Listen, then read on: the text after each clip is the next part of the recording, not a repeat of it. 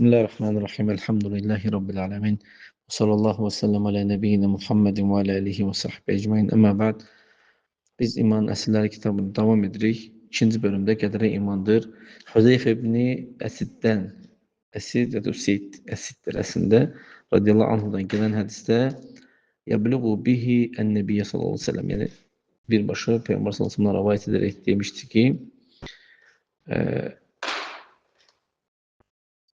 يدخل الملك على النطفة بعدما تستقر في الرحم ب40. Melek nütfə 40 gün olduqda müddətində melek nütfənin içinə girir. Ana bətnində o nütfənin içinə girir. Və yaxud da ki 45 gecə belə bir ləfz var. Və yaxud da ki 45 gecə. Fəyəqul və mələk deyir ki, ey Rəbbim yəni. Bu xoşbəxtdirmi yoxsa bədbəxtdirmi? Hansına yazır? Fəyuktəbən və yazılır. O iki şey yazılır. Sonra deyir ki, ey Rəbbim, oğlan mı yoxsa qız mı? Fəyuktəbən, o da yazılır. Oğlan mı olacaq yoxsa qız mı olacaq? Və yuktabu aməluhu və əsəruhu və əcəluhu və rizquhu. Onun əməli, əsəri, əcəli və ruzusu yazılır. Thumma tutva suhuf. Sonra səhifələr bağlanır. Fələ yuzadu fiyhə və la yunqas. Ora nə bir şey əlavə olunur, nə də şey əsililir, naqisləşir. Hədisi Müslim rivayət etmişdir. Bu hədis də özündən qabaq keçən hədislərlə ittifaq edir. Sadəcə bir şeydən başqa ki, mələk nütfəyə daxil olur. Bu hədisdə mələk ana rəhmində 40 gün və yaxud da ki 45 gecə olduqda nə edir? O nütfəyə daxil olur. Birinci hədisdə nə gəlmişdi? İbn Məsuddan gələn hədisdə 40 gün nütfə olur. Sonra onun üstündə 40 gün qalxtalanmış qan, sonra isə çiynənmiş ət, yəni bir insanın mudğa, o ət parçası insanın çiynəyə biləcək miqdarda olan bir vəziyyətdə olur da, yumuşaqlığı yəni. Burada günlərin sayıları, gecələrin sayıları nə qədər eləmişdi? 120 gün eləmişdi. Gecə gündüz 120 gün yəni.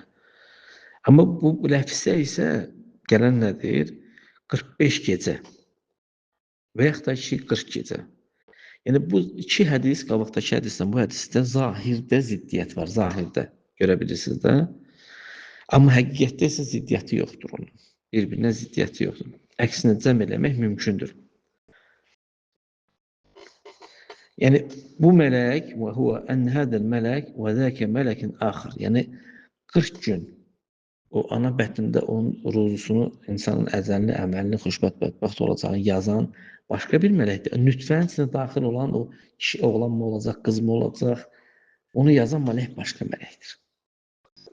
Görə. Yəni nütfəyə daxil olan demək, İzə mədə ləhə 40 əv 45 hədə mələkun qeyrül mələk. Yəni 40 gün olduqda və yaxud da ki 45 gün olduqda bu mələk başqa bir mələkdir. Hansı ki nütfəyə daxil olan mələk başqa bir mələkdir. Yəni 3 mərhələdə keçir. 3 mərhələ keçirir. Demək 40 günündə nütfə, 40 günündə laxtalanmış qan, 40 günündə mudğa, yəni bir çiynəlmiş ət kimi. Bu kiləhumə yəttəfiqan, bu ikisi də ittifaq edir ki, Allah təbarək və teala insanın ruzusunu, əcəlini, xoşbəxt, bədbəxt və oğlan qız olacağını yazmasını nədir? Bu hamısı ittifaq edirlər orada. Sonra səhifələr bağlanır, nə ora bir şey artırılır, nə də naqisləşir. Bu möminlərin əqidəsidir. Möminlər bunda şək, şübhə etmirlər və yəqinliklə bunun üzərində qalırlar.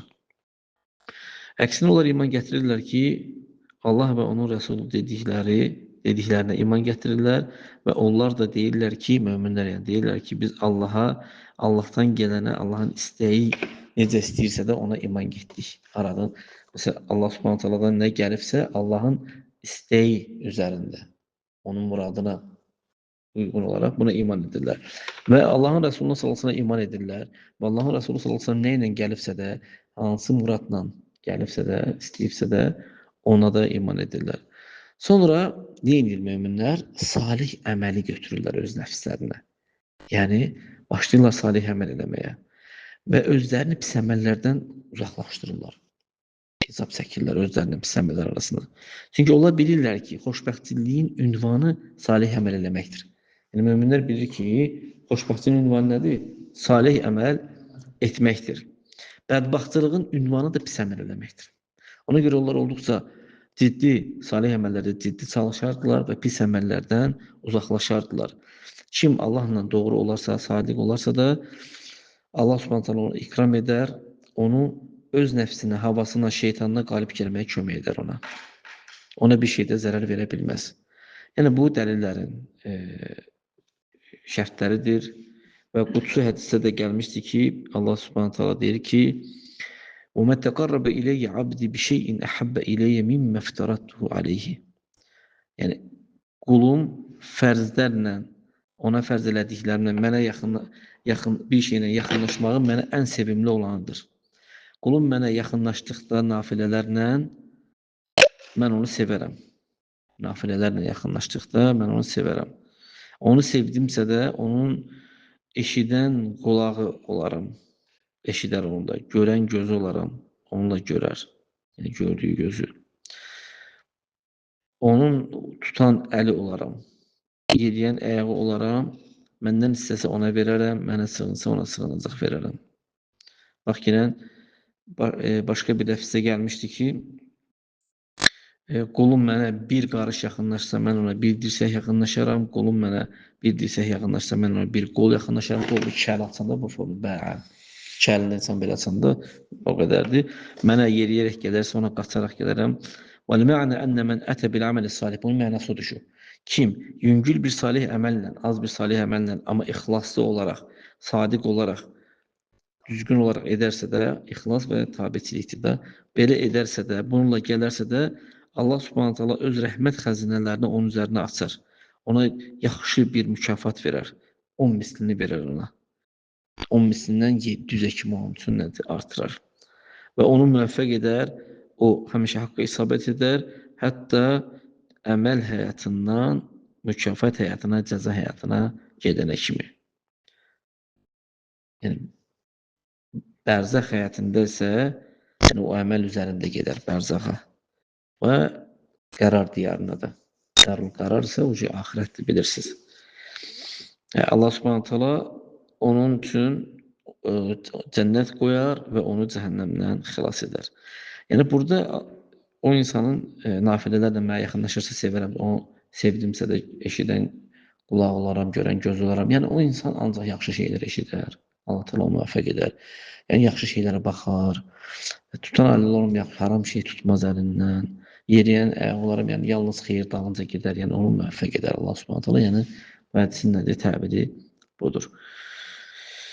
Yəni, burada isə necə ki, özü qabaqda keçdi, mənə bir qarış yaxınlaşırsa, bir dirsək yaxınlaşaram. Yəni ki, bir az əməl eləsə belə, mən o etdiyi o əməl ixlaslı, sadiq olarsa da, Allah Subhanahu taala rəhmət xəzinələrindən onun üzərinə açar, tökər və onun 10 mislini verər və 700-ə kimi də istədiyinə artırar. Gələn səfər davam edərik. Allah təala istəyir ki, bizlərə eşitib faydalanarlar. Sualınız var?